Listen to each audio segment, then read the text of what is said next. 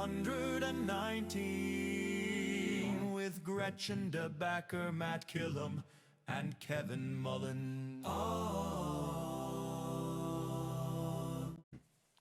Welcome into the 419, powered by WGTE and presented by Witro Wealth Management. I'm Kevin Mullen. Gretchen DeBacker. Matt Killam. It is a mystery guest edition of the 419, and it is my mystery guest. It's always a pressure-filled morning. Yep. You know what? This is going to be a great Nobody's show. firing on us centers today. I think it's the pollen. I overslept and I'm barely awake. So apologies. I am not good at this sport, so I might get this analogy wrong, but I think this is kind of like tennis. Yeah. Where like I'm going to hit the ball over the net. It's not coming back. And then I sort of expect you guys to, Serve and volley. between the two of you, someone has to be able to return it. Sure, yeah. Well, we're sharing a brain. So, Gretchen, you have overslept. I don't mean to out you on the show here, but can we talk a little bit about your shared morning? Is there an alarm on your phone? Are you a snooze? Are you two snoozers? I have an alarm on my phone. I usually set 3 in advance. What times does the first one start going off at? 4:30, 5:15. Oh my God. Usually I do one in between those. I like to go back to sleep. Okay, but explain to me, so 4:30, 5:15, and then you actually woke up at what time? 6:05. 8 a.m. Yeah. Today, 6:05. But I have timed it perfectly to look this good. I have timed it perfectly. And to get here, I have to be out the bed at 5:15. Everyone knows we record this in the morning, I think. They do now. That we're here in the morning, or they do now. Are you a car makeup person? Getting in your jeans every day and coming here must be hard. Let me tell you something. I sleep in these jeans, so when my alarm goes off, I am immediately in the So car. anyway, I'm also not wearing jeans. I have a time. You're not. You're right. Yeah. I think I try to dress Yesterday you had nicely. jorts on though. That was weird. Yeah, well, you know what? Yeah. It was my summer Canadian tuxedo. I'll wear whatever I So want, I'm and going you to won't pick it judge up. me. I'm catching up. Okay. I'm catching up, but I'm 20 minutes behind schedule. Kevin, Yeah. you have a guest today that usually is a high-profile person. I'm sure you've not let us down. Any hints you want to give us? Yeah. Just a little So taste? I am actually taking a a page of inspiration from one Gretchen I knew it. S. DeBacker. Yeah, I'm well, I knew it wasn't gonna inspirational. be. Yeah. Well, Yeah. Or aspirational for you. you're half right. Yeah. Okay. So let's do it. okay. So I'm going to throw out some letters. Okay. Okay. A little alphabet soup for you guys to describe who the guest, my mystery guest is. Inevitably, I like to have mystery guests that I also don't know. Okay. A triple So, right. Yeah. I do know who they are, and I know of them. Okay. And I've had, I think, a decent number of interactions with this individual. Okay. But they don't know me. Yeah. And I don't really know them. Is So it your that's wife? what I'm excited about it. It is. It's my dad. Yeah. A decent amount of interactions is kind. Yeah, that's right. All right, here we go. The letters are TOL, Okay. That's Toledo. EDO. Let's just hear the whole thing. That's how we finish that. Okay. AEC, UWGT, United. Just keep going. AHA, CEO, Okay. Why do you bring these people here? I You know that they don't want to talk to us. DNA. And you know what? Is it the doctor from You know Jurassic what? Park? It's not. And you know what? Let me also throw in AI. Man alive. I'm at a loss, which means, of course, that you are as well. I think we could potentially throw EV in there as well. I don't know. Okay. All right. You're just making stuff up now. Just saying all the letters. LMNOP. All right. I have no idea. All Yeah. right. Good. No I will ideas. add Oh, brother. 4 more letters to the alphabet soup when we come back. Okay. Okay. On the 419, powered Hook. by WGTE. Support for the 419 comes from Witro Wealth Management, where we understand that your financial path is personal. Advisory services are offered through Capital Investment Advisory Services, LLC. Securities offered through Capital Investment Group, Inc. Member FINRA and SIPC. More information at witroadvisors.com. The 419, powered by WGTE, is made possible in part by supporters like you. Thank you. Welcome back into the 419, powered by WGTE, a mystery guest edition of the show. and it's my mystery guest. I threw out some letters right before the break. I said AEC, I said TOL, EDO, UWGT, AHA, CEO, and I also said DNA. But I could have also said SSOE. That would have given it away. That would have given it Well, now away. I know it Please for sure. welcome Yeah. the CEO of SSOE, Vince DePoffi. Thank you so much for being here. It's great to be here. Thanks for having me on today. Inevitably, I think it's, I imagine most people get your name wrong. That is it DePoffi or Is it Vince? DePoffi? It's DePoffi. I always say it rhymes with coffee, and then everyone remembers it. Yeah, sure. That'll do it. Because a lot of people say DePoffi. I said DePoffi. No. Rhymes with coffee. Yeah, I love it. All right. Well, thank you so much for being here. Let's just to catch up these chatterheads on the letters I threw out. So TOL, EDO. Toledo. I'm a graduate of the University of Toledo, born and raised here in Toledo as I well. didn't know that. Where did you grow up? West Toledo. Okay. And I'll throw in some West Toledo things into our discussion today. Sure. All right. I said UWGT. United Way of Greater Toledo. The United Way, we house them within our building downtown Toledo. We're know that. one of our great philanthropy partners. AHA. This one I got. American Heart Association. I've got a pretty good history with them due to it'll be 15 years in August. I had open heart surgery. And so I've been a supporter of them. We just, last weekend, we just did the annual Heart Walk. Raised almost $300,000. Oh, wow. It was an excellent turnout. And then AEC. There's no chance Gretchen would have ever gotten this. Architecture, engineering, and construction is the industry we're in. We're in the architecture and engineering space of that. And then, of course, I said CEO and DNA, which for me, I think go hand in hand. Much of the work that you guys do, I think makes up the DNA of a company. You guys are certainly, and we'll talk more about the industry, but I think it's more than just building physical buildings, right? There's much more that you guys are involved in than just, hey, here's the four walls, you figure out what happens on the inside. But why don't let's talk about SSOE as a company. If people aren't familiar with SSOE, how do you describe SSOE to other people? Sure. So here's my elevator speech when people say that. So we're architects and engineers, and we provide design services. We're headquartered here in Toledo. We've been in Toledo since 1948. So coming up on 78 years that we've been in Toledo, but we're now a global company. We've got offices in Mexico and India and 20 different offices across the United States. So actually Toledo, the portion that's in Toledo is probably 25% of the overall company, but it is the headquarters and it is our largest office. So still very strong here in Toledo. So we do a lot of buildings. Our claim to fame, I guess I'll say, is we design factories. So SSOE is not widely known because we're kind of under the radar because a lot of the clients we can't talk about, a lot of the work we do is proprietary, but we are the #2 firm in the country designing manufacturing facilities. And we've had that title for probably the last 3 or 4 years straight. So whether it's an automotive plant, semiconductor plants, which of course is a great business to be in right now. That's a big part of our business. We've done a lot of battery plants. Of course, Toledo, we do a lot of glass plants.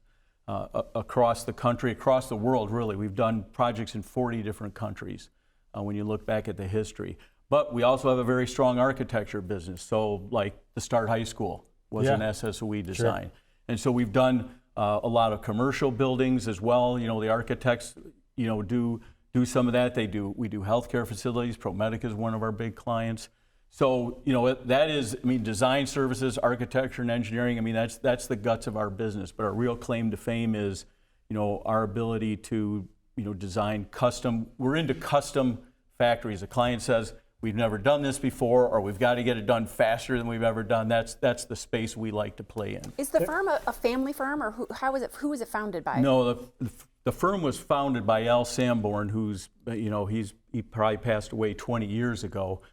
So it's a partnership of, you know, we have, let's say we have roughly 1,300 people globally, and probably 400 of them are shareholders in the company. So it's a really broad spread ownership, and we have owners in all the offices and countries that we work in. So it's really a broad-based ownership from that standpoint. At the risk of outing how mentally deficient I am, when designing a manufacturing facility, what is step one? I mean, is it always reverse engineering, meaning you start with the widget first, or what is a fool, which I am, is understanding of how this functions? Well, usually the first thing the client is usually saying, here's when it needs to get done. I mean, it's always scheduled because the clients we work with, they're always market-driven products, especially like semiconductor chips, right? It's market-driven. So usually the first thing is, here's when it needs to be done. Now we're working backwards to... Gretchen, semiconductor chips, your thoughts on them?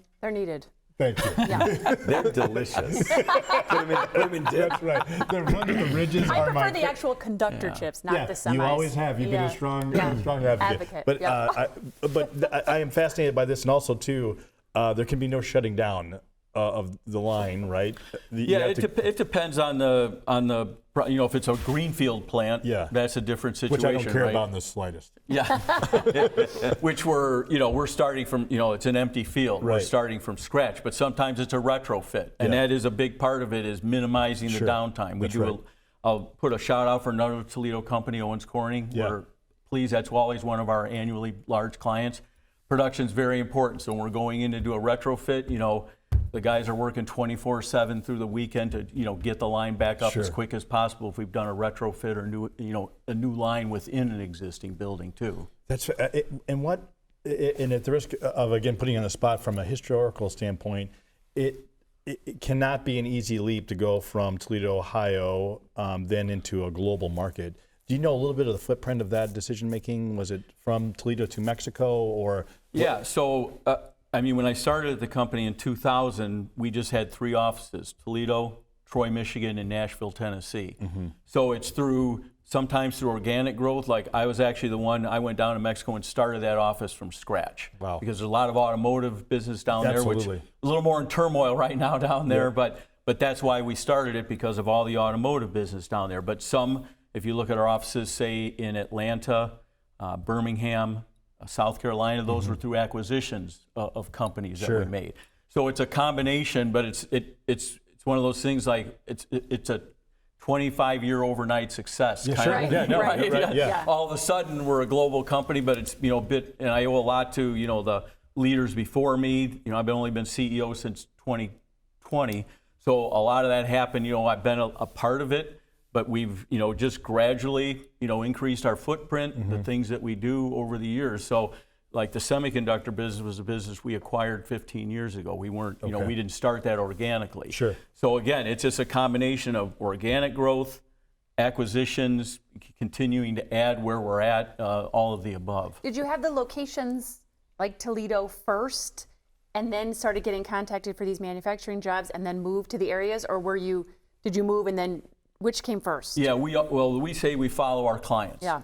If our clients are going there, that's where we go. Yeah. So like we have an office now in Austin, Texas, because that is now a big area for semiconductor manufacturing. So we consciously said we need to be in Austin because that's where the business is going. Same thing with Phoenix. And so yeah, we go where our clients are. That's the rule we look at when we look to expand. I'm curious, why Toledo as the headquarters today, right? The reality is when you started the firm, you said there were 3 offices, right? Troy, Toledo, Nashville. Now you've got a lot more spaces to choose from. The business is inevitably pulling in different directions. Why do you choose for Toledo to still be the headquarters today? And why is it the Metro Parks? I guess it's part of it. I guess is legacy, right? But we always think of ourselves as a Toledo company. I'm a Toledo person. The CEO has always been from Toledo. Now, could be in the future, the CEO might not be in Toledo just because now we have, our CFO is in Texas, our chief strategy officer is in Oregon, our chief operating officer is here in Toledo. So we have executives now intentionally across the company because we have different businesses in that, and those people are growing those businesses, and so they've risen in the ranks. We're incorporated in Ohio. It's always going to be there. I don't foresee a situation, even if, say, the CEO was in a different city, that the headquarters would still be here because we're an Ohio corporation, and and Toledo is the base. We've been at this location that we're at right now at 10th and Madison since 1978. So we own the building. There's not a real motivation for us to go somewhere else. So we choose to be here. We like the city. We like being in, you know, I always say we were in downtown before it was cool to be downtown. Right, exactly. Yes, sir. We were in downtown when it was cool, then it became uncool and everybody went out and now everybody came back you're to still there. downtown. Yeah. We've never left downtown. The entire history of the firm has been in downtown When you're Toledo. looking for cool, find an engineer. Yeah. I've always said that. And a good time. That's right. If you're not Owens Corning and you want to have your backyard redone, or you want to build a new house or a smaller business, is SSOE have those services available too, or is it more large scale? It's not necessarily, I mean, you look at our website, of course, our marketing team, we promote the big projects. Those are the big, cool projects. We do a lot. I mean, let's say the number is probably half of our projects are, you know, I'll say projects that our fee is less than $100,000. I mean, really small projects. We don't do residential, you know, that kind of thing, but we'll do very small retrofits, especially if it's for, you know, we have a core client that says, look, it's not a big project, but I need you to do that. We'll do that. So we do, and that's a great place for young engineers and architects to learn the business, is on the smaller projects. So we do a lot of small projects. They just don't get the publicity that the bigger ones do. This is potentially going to be a dumb question, one, because it's coming from me, but two, because I'm not sure if I know the right way to ask it, but are you exclusively doing brick and mortar and walls and roofs, or are you engineering processes? Yeah, all of the above. With some clients, we will just do the building and the utilities and the site work, but other clients, we're doing everything, the process, the controls and PLCs that run the automation in the factory. So it depends on what the client wants and how they've structured the project. Depends on what our skill set and our capacity to be able to do that. So yeah, it just depends on the project, but we can do it all if the client wants us to do that. On a personal note, sometimes being the top of the mast pulls you out of what kind of gets you out of the bed in the morning. Meaning you're an engineer by DNA. That's one of the. So, what is it that makes you tick? Is there a fascination with how things work? So that transition into a CEO was comfortable to you because essentially now you're running a large. You're manufacturing something different, right? Although the moving parts are human beings, and I don't mean to sound cold, but. What's the duality that makes you successful at what you do? Yeah, that's a great question, and I'll say some of our staff will say sometimes I wish Vince wouldn't get too involved in the details. We actually have a list of there. Because I still love, I mean, we're doing project sites. I love going out to the sites, see what our teams are doing in the field, see the building going up. So I spend a lot of time on the road, not only visiting the sites that we're working on, but visiting our different offices, because I'm a person, I like to stay close to the business. I mean, I am an engineer by degree. They don't let me do engineering anymore, and it's probably a good idea because I've been removed from the actual details for a while. But every once in a while, I'll throw something out there that you know, especially when we go into a plant, that gets me really going. But day to day, I always say this. I found out when I became CEO, I get dumber every day because every day something new comes up and you learn something new. This job is continuing, and I think you'd hear that from any CEO. That's like, what's going to happen today when I walk in the office today? Yeah, sure. I'm so interested in your sort of design aesthetic as an engineer, as an architect. When you're driving around, are you constantly thinking, oh, that could use that or that could do that? And then what does your office look like? What does your home look like? What's your a disaster? Yeah, what is your aesthetic if you have one? So I'm a clean desk type of person.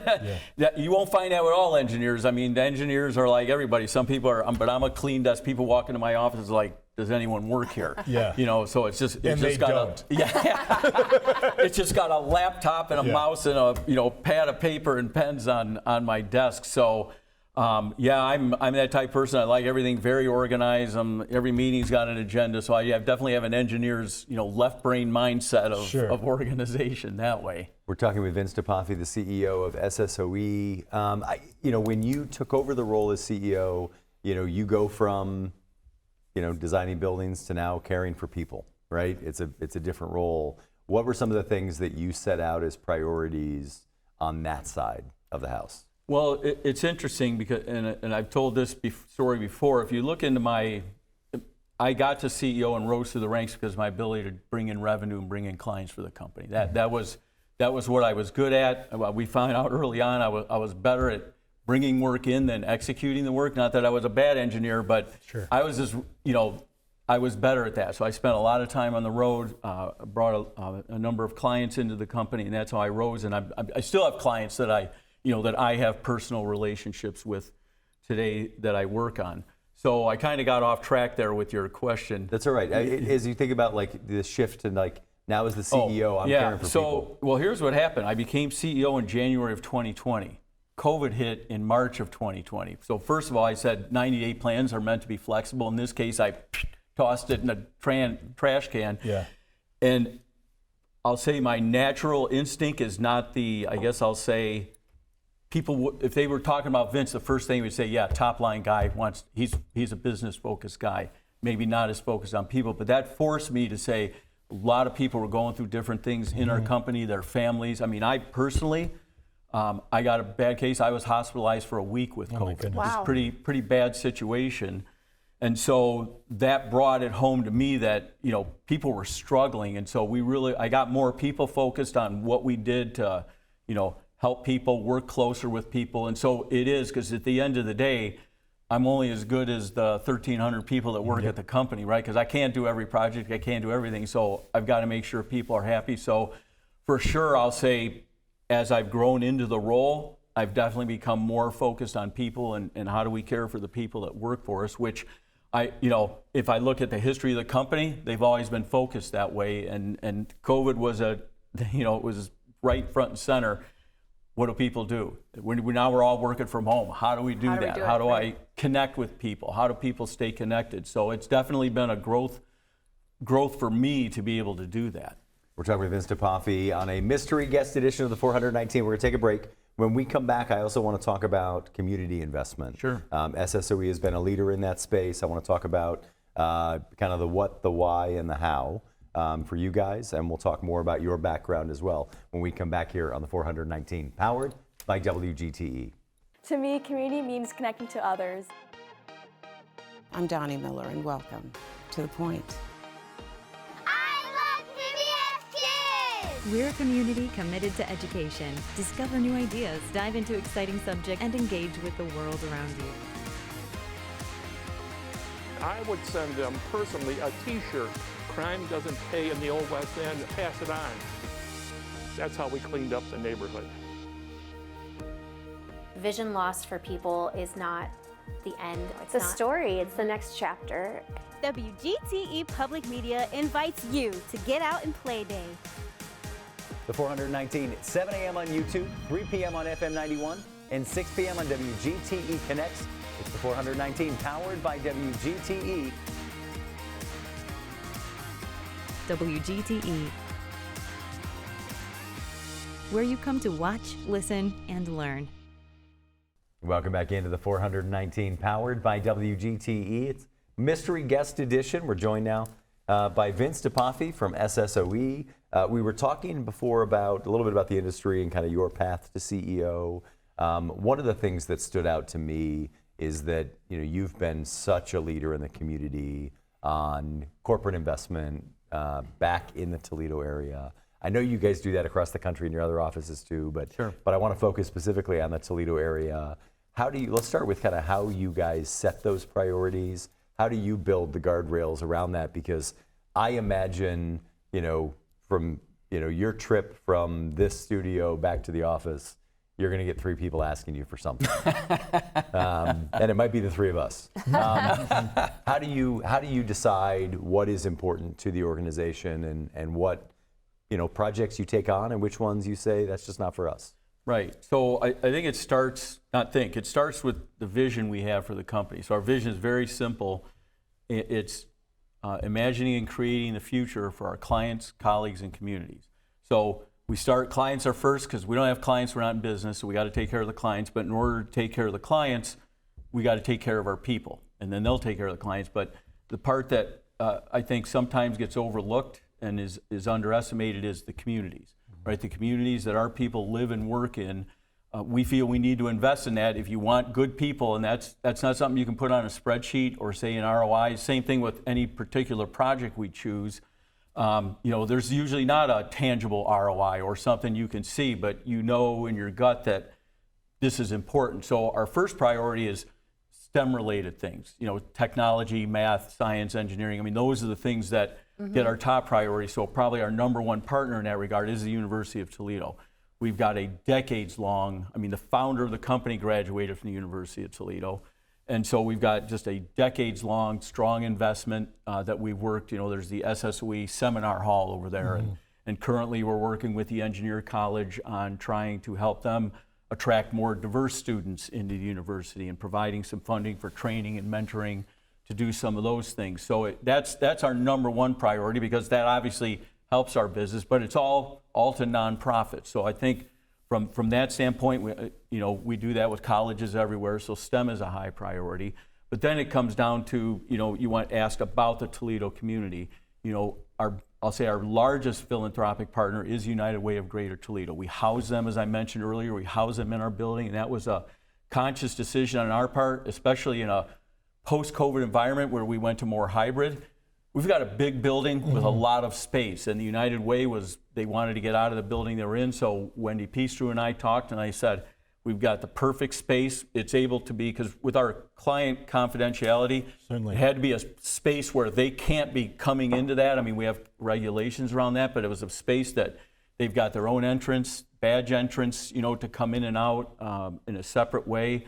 And it worked out perfect. So it was a great, and they get a really good rate, because I'm not in the landlord business. That's not what I'm doing. But we looked at it as a real help to them. And we have a big United Way campaign. I know when a lot of campaigns are going down each year in the United Way, ours went up. Yeah. And so we've really focused on that, because one of the things I learned during COVID about the United Way is there's a lot of gaps that have to get filled. There's a lot of different charitable organizations, but there's a lot of gaps that don't get filled. And the United Way is the one that kind of fills those gaps. And I saw that during COVID. I don't think people understand all those gaps that they have to fill, and they do. So they're for sure, and that's one our employees support, of course, themselves with that. But of course, the Metro Parks is another great partner. We just did a big donation for the wetlands down in the Riverwalk. Something we wanted to be part of. Yeah, I can speak authoritatively that. First of all, gratitude. We talk about Toledo similar to the Mud Hens, right? Toledo isn't necessarily trying to be New York City or Los Angeles, although we do have world-class institutions, agencies like yours. But the Riverwalk, as well as the museum and the zoo and the library and the Imagination Station, the Art Commission, the Riverwalk does punch above its weight. So the floating wetlands that we got thanks to SOC's generous gift are almost exactly like what you'd see in Chicago. They are largely a demonstration piece, so children can learn how a wetland is supposed to function. And I'll tell you, it's a testament to nature wanting to do what nature does, because as soon as those wetlands went in the water, we saw snakes, wildlife immediately. So I said to say that they took. So now people be walking by that we've had 1 million visits to the Riverwalk already. So this is a teaching method that we wouldn't have if it wasn't for your institution. Well, thanks, I appreciate that. And that's a good example of, I'll say, over the last 3 to 4 years, we've taken a definite change in our philanthropic direction. We've always been invested in the community, but over the last 4 to 5 years, the company's doubled in size. So we've had tremendous growth, and we wanted to make sure, okay, what are we putting back into our communities as part of that? And so we made a decision to try and have more things with impact. To your point, we get a lot of requests. And we try and help as much as we can, but we really look for projects that, how does this really have a really good impact on the community? That, and we think that was one that qualified. We said that Riverwalk down there is just fantastic. I've walked it myself. It's every time you walk, it's like something new. It's been added to it. It's great down there. We're just about to announce the Toledo Museum of Art has got a big program going on. They're going to be doing some big remodeling, and we're part of that. Wetlands in the museum? Yeah. Yeah. Inside. So we're making a major gift there, where SSOE is going to have an area there I don't want to get ahead of my marketing team's announcement, but we've got a specific area that we've been working with Adam on to designate that. So we're looking for things that, you know, really impact and have a positive impact on the community. But like I said, another one is Hope Toledo. You know, we're, you know, that's part of our STEM focus and pre-K. You know, they're struggling a bit right now. I don't think that's, you know, that's public knowledge, but we've been very committed to them because we feel that as an engineering and architecture firm, you can't graduate from high school and say, you know what, I think I want to be an engineer. And so we've got an integrated approach. We're working with Toledo Public Schools a lot. We sponsor Hawthorne Elementary is a school that we sponsor, STEM focused. So we're trying to work on that long-term pipeline, you know, to get technical people, because the number of technical graduates, whether it's engineering, architecture, any technical area in the United States, is continuing to drop. So we just look at a vertical integration of starting literally at the elementary school level to get kids interested in these fields, and so that they take the right courses in high school that prepare them for college. We talked at the very beginning, you're a West Toledo guy. Yep. Where'd you go to school growing up before Toledo?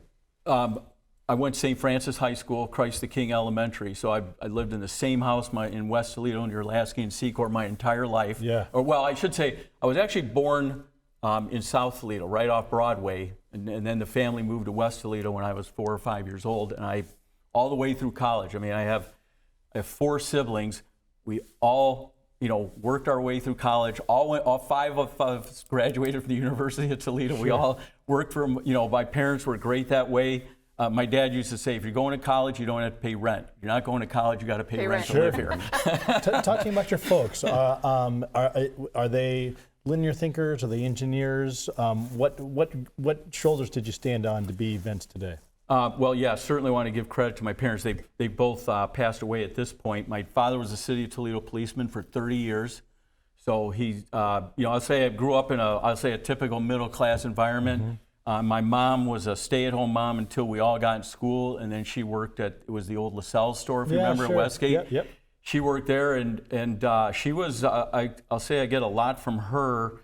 I mean, she didn't go to college, but she worked her way up from being a part-time sales clerk to the store manager, you know, over like 20 years. So she and my dad, he rose to the rank of lieutenant. So I kind of got it in my genes, I guess, a little bit that, you know, I've had people that got promoted in their careers as well and were successful in what they did. So definitely owe a lot to my parents. They were hardworking and they nurtured us. My dad saw early on, he says, yeah, I think this guy's gonna be an engineer. So like at Christmas, you know, my gift might be a radio crystal set or something a chemistry set or something like that. So my dad was fostering that at a really early age, which, you know, not everybody has that advantage for sure. Inevitably with your career, with your work, with your success, I mean, you have lived, I imagine a lot of places. You spent a lot of time in Mexico building up that business. You could live anywhere in the world, but you choose to be here in Toledo. Why? I do. I love the city, and you're right. We have I could say, you know what, I'm going to relocate to Nashville and run the company there, or to Atlanta, or any of these other, you know, Austin, sexy cities if you want to be. I just like it here. I love the people here. I like the culture here. Yeah, in some ways it's comfortable because I've been here, and I've traveled globally, Europe, Asia. I've been all over the place. I've seen, you know, the Paris, Rome, all these great cities, Shanghai. I've spent a lot of time in China, but I love coming home. I'll be retiring in a couple of years. I don't have plans to go down to Florida. I plan to stay in Toledo, you know, area. So I just like the city. I like being here, and I've always felt like it keeps me grounded.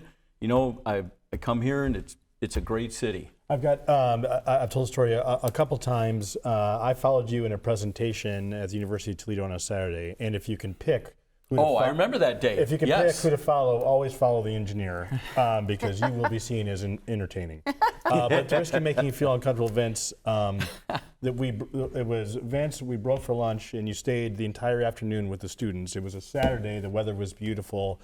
And you were talking about them, their travel. And I was always taken with that experience because you're a very busy person, despite the fact that what we've learned today is that you're very humble and grounded in our fair city. But I'm sure that there was things to do, if nothing else, to get some alone time. And nonetheless, you're engaging with those kids. They found you equally engaging, which is also shocking for an engineer. But that's a testament to you, sir. I have friends who I care about a great deal that work for your institution. They say the same thing about you. So thank you for making Toledo a better place. And my little Metro Parks has certainly been made better by your leadership and Robin Whitney and everyone that works underneath. Vince, I want to touch really briefly before we head to the quiz that you won't want to do. Let's talk That's about... the part I'm the most nervous about, by the way. I don't blame you. Yeah. I just want to see if you could comment briefly on AI and technology and how that's affecting your industry. Are engineers going to be needed in 20 years? Yeah, so that's obviously that's a hot button subject. Anybody knows, I mean... Gretchen means just the movie. Yeah. I mean, I kicked off AI in our company even before ChatGPT came out. Sure. I mean, I saw that even in my strategic plan that I wrote for the company in 2020, you know, I could see digital transformation was huge. And so I know my people bring up the same thing. Vince, are we going to lose our jobs, right? I get that question almost every town hall, and some people are nervous about using it. But I tell the people, when I started in this business, it was manual drafting. I'm going to get to your question on AI, but I said I saw the same hysteria when we went from manual drafting to CAD. Right. Yeah. Everybody's like, oh my God, the world's end, and business got bigger. And then the internet came out, and everybody was like, huh. And then the business got bigger. Yeah. So I've never seen a technology cycle that made the business smaller. Did people's jobs change? Absolutely. And I've encouraged people, what we're finding is we're taking more of a ground up approach. We've given our people a lot of freedom to just experiment on their own with AI within guidelines, because we have clients that have restrictions, so it's not a free for all, but we let people experiment, and we found that's been the best way, because we're using, it's not Vince saying you need to do this. They're looking at their peers that are creating these incredible programs using AI.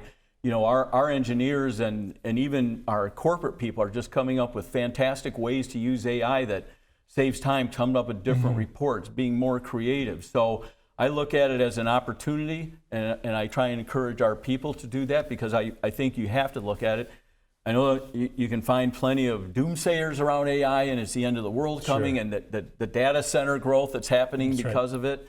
But I've been through a lot of technology cycles, and we've always come out better, stronger through those. And because I've been doing this since 1981, believe it or not. We're talking with Vince DePomfy, the CEO of SSOE. All right, buckle up. It's now time for Gretchen's Wacky Quiz. It's more embarrassing today. Yeah, it's terrible. I'm going to ask you 4 rapid fire questions. Gretchen's going to ask you to describe Toledo in exactly 1 word, and then you and Matt are going to list the 9 best things in Toledo. All right. That makes up the 419. Here we go. Do you play any instruments?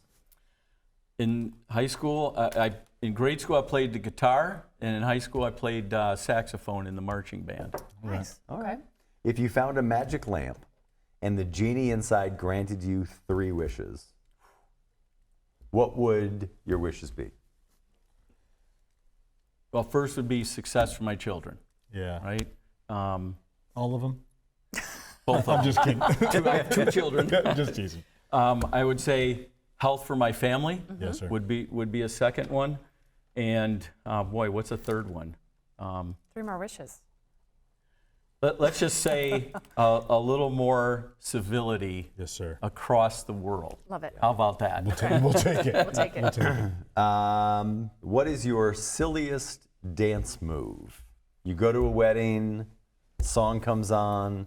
What's That's been an easy one. So my brother and I both, if Shout comes on at a wedding, we are on the floor doing the whole Animal House there thing, you go. the Jello and the whole. No doubt. I mean, we can't. If that happens, we just got to do That's it. your move. I love it. All right. I love it. And then have you ever won a trophy or a medal?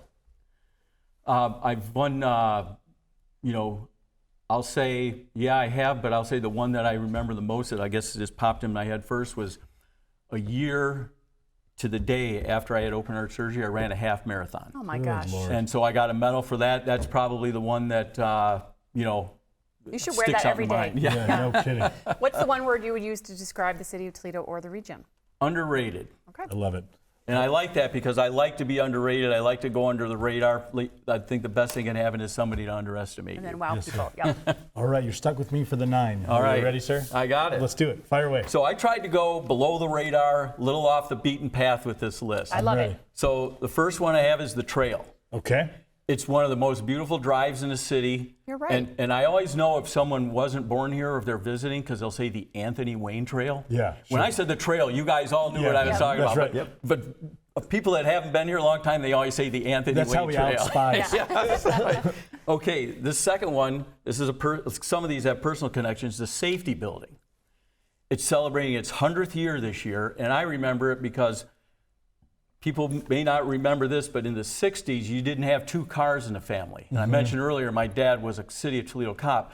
So my mom would save all the errands she would have to do for one day in the That's week. right. And then that was the day we would all take my dad, she'd pile us all in the station wagon, we'd take my dad to work at the safe. And I remember as a kid, seeing that safety building and being so impressed with it. And sometimes on Saturdays, my dad was a detective for a while, he would take me into the safety building. Oh, cool. So even now, when I drive by there and I'm downtown every day, I think of my father and I think of us dropping him off at the safety My building. mom was a federal prosecutor. Okay. And I got to go into that building, and I know just that experience. Yeah.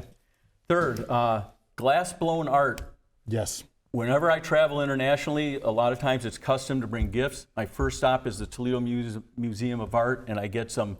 So I've got pieces from that all over the world that I take to give to other executives as gifts when we're doing business, where it's appropriate, of course. And they're just fascinated with the glass blowing that we do here. Yeah, lovely. Yeah.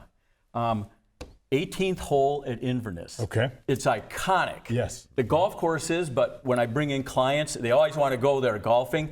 And I always wait for that moment when they get in the tee box on the 18th hole. Yeah. And you get some of these long drivers that try and put it on the green because you can do that. Never No, works. sir. They end up in the trap afterwards. There you go, right. Centennial Quarry. Yeah. I mean, when I was in high school, and I imagine it's still the same way, that's where you went to meet girls or guys. Everybody went to Centennial Quarry. Sure. That was the cool place to go.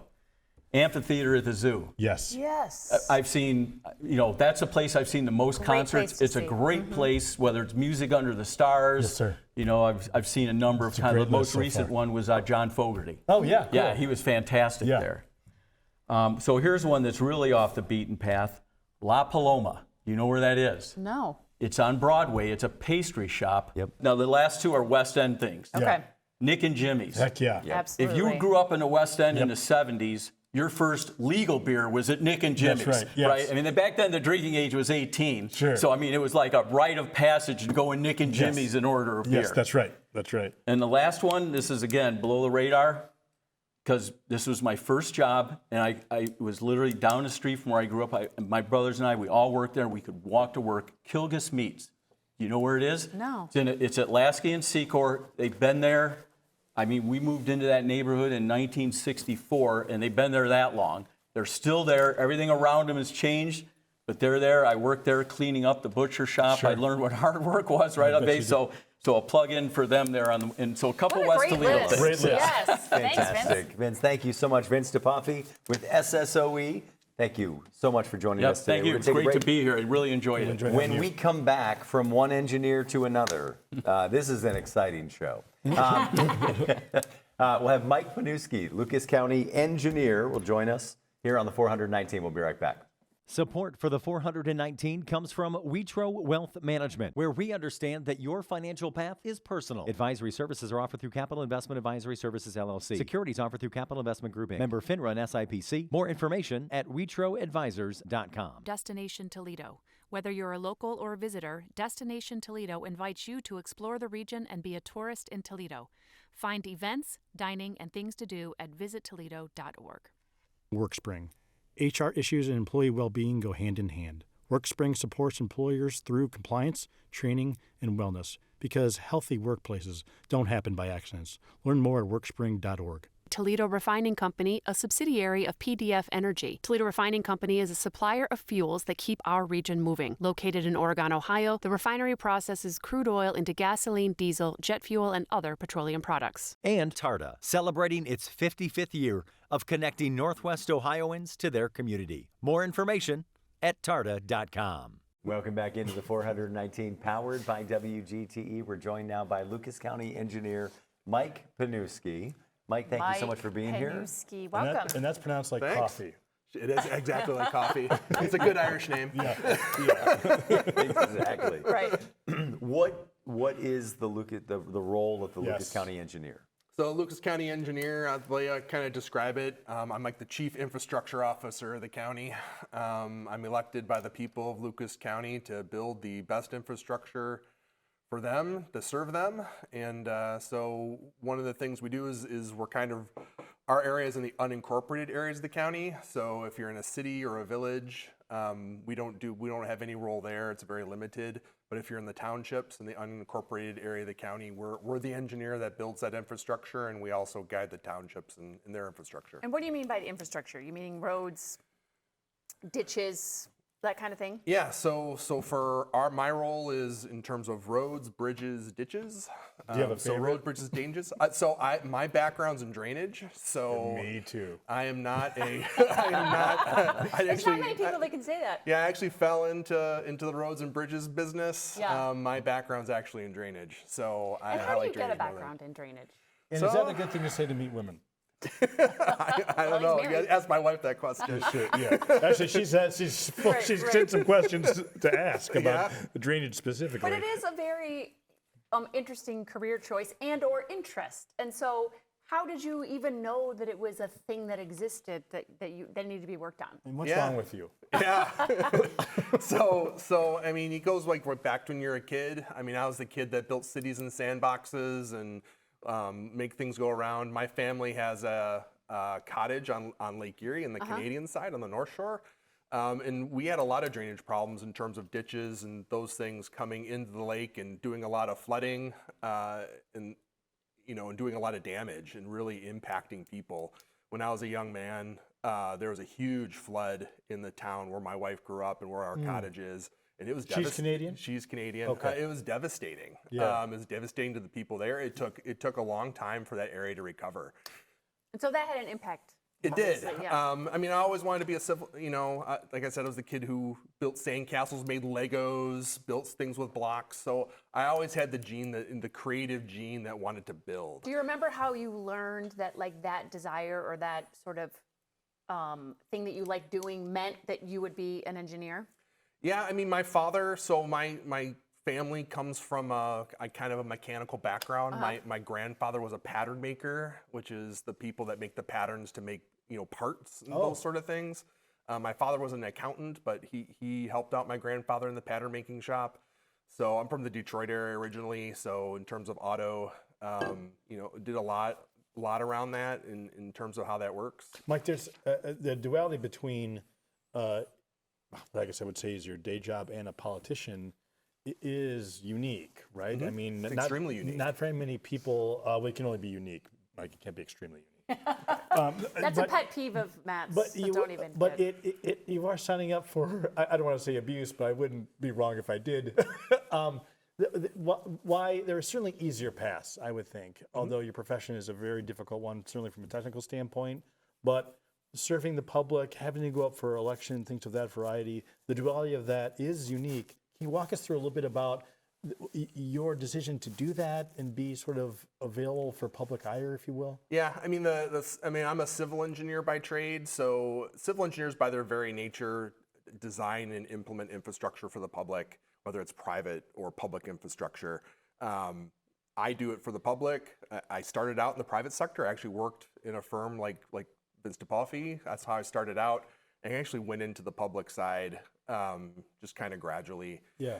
But the thing of it is civil engineers, we're really the only engineer that actively changes people's environments. Yeah. And as a result, whether I'm elected or not, as a civil engineer, you're going to have that impact with the public in terms of dealing with the public and working with them. So dealing with the public and civil engineering go hand in hand. Yeah. Can you talk a little bit about your relationship with the former long-serving Lucas County engineer Keith Early? You were sort of, for a period of time, the heir apparent. I know you respected him a great deal. Mm-hmm. talk a little bit about his leadership and the things that you've done maybe different or want to incorporate in the office since you've been there? Yeah, so I mean, I started out, I came to Toledo, I was working for a consultant in Arizona. The Great Recession happened and everything was happening, everything was falling hell in a handbasket. So I was looking for a job because they were going to close my office down and send me overseas. Ended up getting the job being the program manager for the Army Corps of Engineers here in Toledo. That's how I ended up in Toledo. Okay. And to be a county engineer, not only do you have to be an engineer, but you also have to be a land surveyor. So I have both. I'm both an engineer and a land surveyor. I had to go to school to be an engineer, and I had to go to school to be a land surveyor. And it's a pretty involved process. So there's not a lot of us. And when I first met Keith, he basically saw that I was both, and he said, "Oh, did you know that you could be a county engineer?" I was like, "Okay, what's that?" And he kind of described me what the job was. And when I first arrived here in town, it's like, "Well, that's great. I'm here at the Corps. I'm here to do big, huge drainage studies." And I was brought here to basically lead the drainage study down in Findlay, Ohio, which had a lot of flooding problems because that was my expertise. And so that was kind of always in the back of my mind. Go 8 years after I'm at the Corps of Engineers, got really good at flooding and doing flood studies and became an expert and flying around the country, doing all kinds of things, trying to help people out with their flooding problems. But when you're flying and you're kind of on the go all the time, there's a consequence at home. Yeah, certainly. And so I was kind of wanted to slow down a little bit, and Keith approached me again and asked me if I wanted to do the job, and I said, "You know what, that sounds like very interesting." Yeah. So I took a look at it and ended up making the decision to come over to the county engineer's office to eventually take his place. And what was the first year you ran? I was appointed in 2020, and I ran that year, so 2020. So nothing going on otherwise that year. No. Yeah. You were recently in D.C. I was. Talk to me about, obviously we talked about the duality of this role as an engineer and a politician. Talk to me about why what you were doing in D.C. and why that's important to folks here in Lucas County. Yeah, so I go to D.C. quite a bit. One of the things about being a public official and being a government is a lot of our money comes from different places. So sometimes it comes direct through us through our gas taxes and license plate fees. So you have to advocate. Of course, you're asking the people for their money. So you have to demonstrate to them how it's being used and why it's needed and why that amount. We do that with the monies that we get in terms of tax dollars, and we only get monies from license plate fees and gas taxes for roads and bridges here in Lucas County. No property taxes, anything like that. It comes from those two sources.